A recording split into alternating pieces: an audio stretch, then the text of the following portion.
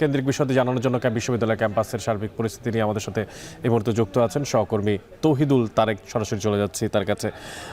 তারেক, আপনার মাধ্যমে জানতে চাই যে আসলে এখন বিশ্ববিদ্যালয়ের সার্বিক অবস্থা কেমন দেখতে পাচ্ছেন, এবং কিছুক্ষণ আগেও দেখা গেছে বিভিন্ন প্রার্থীর বিরুদ্ধে তাদের যে সমস্ত কথাগুলো সেগুলো বলছিলেন, তো সবশেষ অবস্থা কি ক্যাম্পাসে জানতে চাই আপনার মাধ্যমে।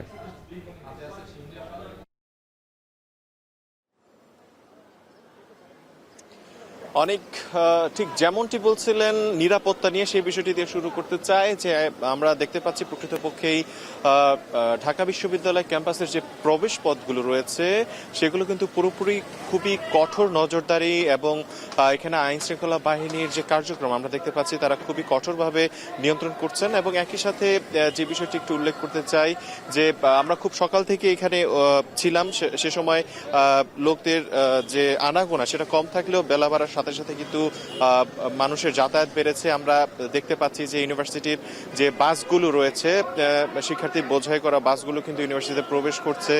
এখন পর্যন্ত কিন্তু আমরা কোনো অনাকাঙ্ক্ষিত কিংবা বিশৃঙ্খল ঘটনা আমরা দেখিনি। ছোটখাটো কিছু ভোগান্তির কথা মানুষ বলছেন, যারা অনেকে জানেন না যে আজকে ডাকসু নির্বাচনের কারণে প্রবেশপথগুলো বন্ধ থাকবে। তারা আসলে এই হাসপাতালে যাতায়াত কিংবা অন্য কোনো ব্যক্তিগত কাজে যারা যাতায়াত করছিলেন তাদেরকে ফিরে যেতে হচ্ছে, এই অভিযোগটা তাদের ছিল। কিন্তু এই ছোটখাটো অভিযোগ বাদ দিয়ে যে ডাকসু নির্বাচনকে কেন্দ্র করে আসলে যে নিরাপত্তা পরিস্থিতি সেটা এখন পর্যন্ত ভালো রয়েছে। এবং বিশ্ববিদ্যালয় প্রক্টরিয়াল টিমের যিনি সদস্য রয়েছেন এখানে দায়িত্ব পালন করছেন তিনি কথা বলেছেন আমাদের সাথে। আমরা তার কাছে প্রশ্ন রেখেছিলাম আসলে সময় বাড়ার সাথে সাথে ভোটের যে চাপ কিংবা আইন শৃঙ্খলা পরিস্থিতির যে চাপ যেটা বাড়বে সেই প্রস্তুতি ইউনিভার্সিটির রয়েছে কিনা। তিনি খুবই আত্মবিশ্বাসের সাথে আমাদের জবাব দিয়েছেন যে তাদের পূর্ণাঙ্গ প্রস্তুতি রয়েছে। তারা সর্বোচ্চ চেষ্টা করছেন যে অনেক বছর পর এই ক্যাম্পাসে ডাকসু নির্বাচন অনুষ্ঠিত হচ্ছে, এই নির্বাচনটা সুষ্ঠু এবং স্বাভাবিক সুন্দরভাবে সেটা যাতে অনুষ্ঠিত হতে পারে সেই জন্য তারা প্রস্তুতি নিয়ে রেখেছেন।